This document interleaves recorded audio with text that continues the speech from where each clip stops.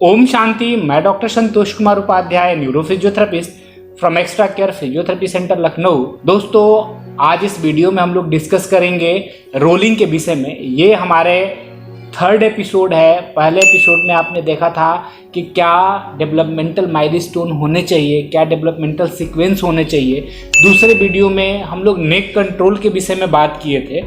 ये third video है हमारा, जिसमें कि हम लोग डिस्कस करेंगे कि रोलिंग कितने दिन में हो जाना चाहिए, उसके क्या ऐसे सिम्टम्स आए कि रोलिंग नहीं हो रहा है तो आप अपने नियर बाई अपने पीडियाट्रिशियन को दिखाएं या फिर न्यूरो फिजियोथेरेपिस्ट से मिले। दोस्तों, इसमें हम लोग 8 तरह की एक्सरसाइजेज आपको बताएंगे जो आप घर पे इजीली रह के कर सकते हैं। तो एक जो अप्रॉक्सीमेटली दोस्तों यदि मैं बात करूं तो एक बच्चे का जो रोलिंग है वो 1 साइड से 4 महीने में होने लगना चाहिए। यदि 4 मंथ से 6 मंथ में आपका बच्चा करवट नहीं बदल पाता है, रोलिंग नहीं कर पाता है, तो डेफिनेटली आपको अपने पीडियाट्रिशियन से मिलना चाहिए या न्यूरो फिजियोथेरेपिस्ट से मिलना चाहिए। इसमें किस तरह के एक्सरसाइजेज हम घर पे कर सकते हैं, इसको बताने के लिए हमारे एक्स्ट्रा केयर फिजियोथेरेपी सेंटर के पेडियाट्रिक विंग से डॉक्टर सुजीता जायसवाल हैं। तो डॉक्टर सुजीता, ऐसे क्या सिम्टम्स होते हैं जिसको देखने के बाद हम लोग बोलते हैं कि इस बच्चे में जो डेवलपमेंट है ये स्लो है या इसमें एक्सरसाइज की नीड है, बेसिकली यदि मैं बात करूं तो सर बेसिकली स्टार्ट वहीं से होता है जब बच्चा 0 से लेके 3 मंथ्स में रहता है। वहाँ पे हम उनको टमी टाइम पोजीशन एक होती है जो पेट की तरफ से लिटाते हैं, वहीं से ये चीज़ स्टार्ट हो जाती है कि आप बच्चे को ऑब्जर्वेशन करिए 3rd मंथ के बाद उनमें क्या क्या चीज़ें हैं। जैसे आपने उस पोजीशन में लिटाया है तो वो अपने हाथों से कुछ चीज़ें ऑब्जेक्ट्स पकड़ते हैं या नहीं, पैरों को आगे की तरफ बढ़ाने की कोशिश करते हैं कि नहीं। अगर वो नॉर्मली वो स्टिफ रखते हैं वो चीज़, specially in CP child spastic होती है चीज़ें, तो वो अपने हाथ पैर को चलाने की कोशिश नहीं करते हैं। तो ये हमारी शुरुआती सिम्टम्स है जो बच्चे में आपको देखनी चाहिए को मिलनी। और इसी तरह यदि फ्लॉपी चाइल्ड है, यदि स्पास्टिक चाइल्ड का तो आपने बताया कि वो स्टिफ होता है, लेकिन यदि फ्लैपी चाइल्ड की बात करें तो बच्चे का गर्दन का कंट्रोल कम हो जाता है, कंट्रोल पूरी नहीं रहेगी उसमें, पूरी नहीं रहेगी, या जो हाथ और पैर बिल्कुल फ्लैपी चाइल्ड की तरह रहेंगे।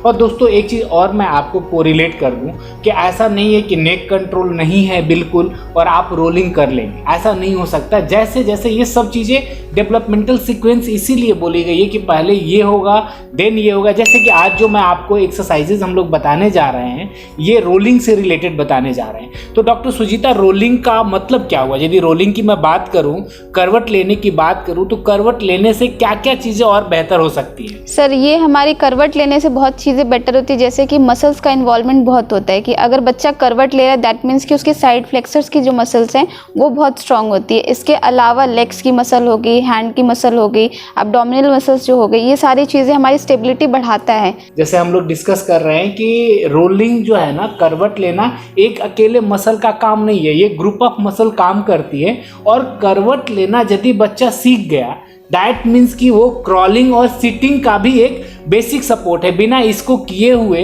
क्रॉलिंग करना बहुत ही इम्पॉसिबल है। तो डॉक्टर सुजीता, इसमें जो एक्सरसाइजेज होती है, अब हम लोग एक्सरसाइज की बात करें, फर्स्ट एक्सरसाइज कौन सी है? तो सर फर्स्ट एक्सरसाइज हमारी सुपाइन और सुपाइन टू एसिमेट्रिकल किकिंग है। इसमें करना ये होता है कि बच्चे को सीधा आप लेटा दीजिए और इनके हाथों दोनों हाथ को ग्रास्प कर लीजिए, इनको जेंटली अपवर्ड और डाउनवर्ड मोशन करिए और इनके लेग का ये मूवमेंट होता है, ये आप करने, ये 10 टाइम्स आप बेसिकली कर सकते हैं। स्टार्टिंग है तो 10 टाइम्स करिए।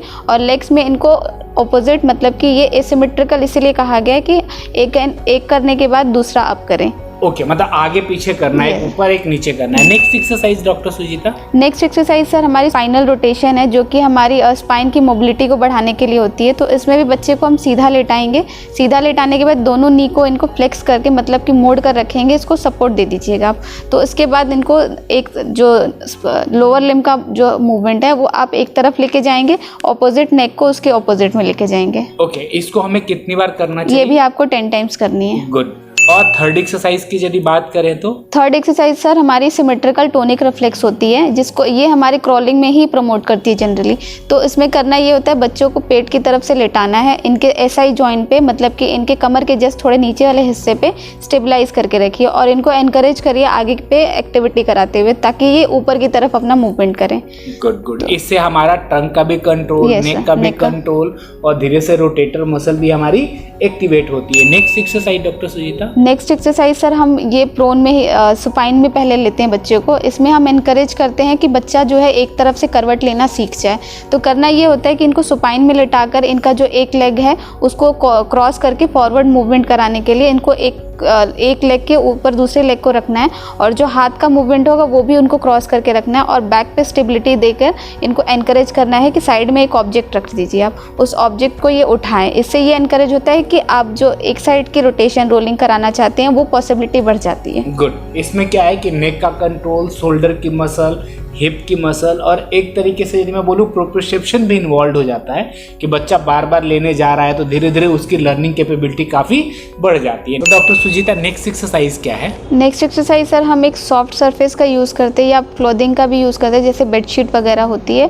तो इसको एक प्रिकॉशन आपको लेना है कि इस एक्सरसाइज को करने से पहले नीचे एक मैट आप डाल दीजिए जो कि बच्चे के लिए अनकम्फर्ट ना हो, क्योंकि आप जो एक्टिविटी करने जा रहे हैं इसमें आप बच्चा आगे पीछे नीचे भी हो सकता है। तो इस चीज़ का प्रिकॉशन लेके रखें। करना ये है कि उस मैट सरफेस को या फिर जो क्लोथिंग आप यूज़ करें उसको सीधा आप रख लीजिए बेड पे, और बच्चे को हॉरिजॉन्टली बेड पे रख लीजिए।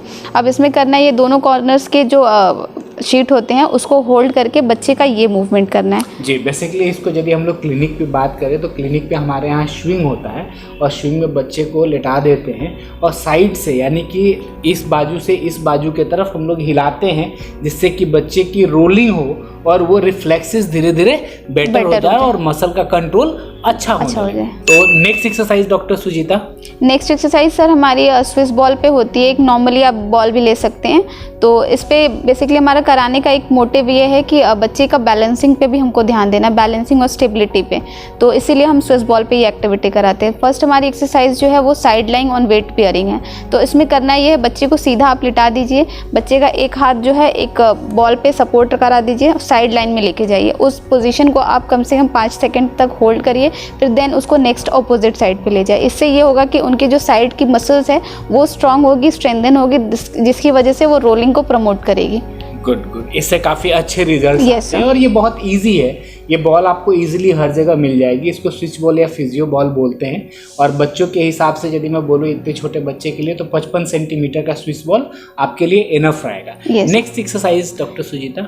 नेक्स्ट एक्सरसाइज हमारी जो है प्रोन ऑन हैंड है, जो कि हम स्विस बॉल पे बच्चे को प्रोन पोजीशन में लेते हैं, पेट की तरफ से लिटाते हैं। इनके दोनों हाथ का जो मूवमेंट होगा वो बॉल पे रखाएंगे, पंजों को दोनों हाथ पे रखना है। फिर इनको कहना है कि बच्चों को ऊपर की तरफ एनकरेज करें एक्टिविटी में। ओके, इससे आपका नेक का कंट्रोल, बैक की मसल, कोर मसल सब इन्वॉल्व होती है, और धीरे धीरे इससे रोलिंग काफ़ी अच्छा इंप्रूव हो जाता है। में ही हम नेक्स्ट एक्सरसाइज हमारी इसी से इंक्लूड होती है कि इस पोजीशन को होल्ड करते हैं। जब ये पोजीशन बच्चे कर ले जाते हैं तो इनको हम कहते हैं कि लेटरल साइड शिफ्ट करिए। लेटरल शिफ्टिंग ये करती है कि ना साइड की फ्लेक्सर्स मसल जो है वो अच्छी हो जाती हैं। इससे बच्चों में काफ़ी अच्छा चांसेस रहता है आपके रोलिंग को करवट लेने के जो पोजीशन होते हैं उसमें इम्प्रूवमेंट आता है। यस। और next exercise doctor Sujita? Next exercise sir हमारी प्रोन ऑन एल्बो है ऑन वेट बियरिंग। इसमें भी हम सेम चीज़ करते हैं, बट डिफरेंस ये है कि वो अगर बच्चे हाथ नहीं रख पाते हैं तो स्टार्टिंग हम एल्बो से करेंगे कि एल्बो पे उनको सपोर्ट देके कराया जाए, और सामने आप उनको एनकरेज करिए कोई एक्टिविटी में ताकि वो नेक और ट्रंक का मूवमेंट करें अपवर्ड। ओके, में हम लोग कोशिश किए इस एक्सरसाइज में कि मसल को भी इन्वॉल्व करें, वेस्टिबुलर को भी इन्वॉल्व करें, प्रोप्रियोसेप्शन को भी इन्वॉल्व करें, और इसको आप घर पे इजीली कर सकते हैं। जब हम एक्सरसाइज डिज़ाइन करते हैं इन वीडियोस में तो इस चीज़ का हम बहुत ध्यान रखते हैं कि ऐसी एक्सरसाइज डिज़ाइन करें जो घर पे गांव के लोग, दूर दराज के लोग भी इस एक्सरसाइज को इजीली फॉलो अप कर सके। तो दोस्तों, आई होप ये वीडियो आपको पसंद आएगी। नेक्स्ट सीरीज़ में 4th एपिसोड में मिलते हैं आपसे। Okay, bye bye, take care.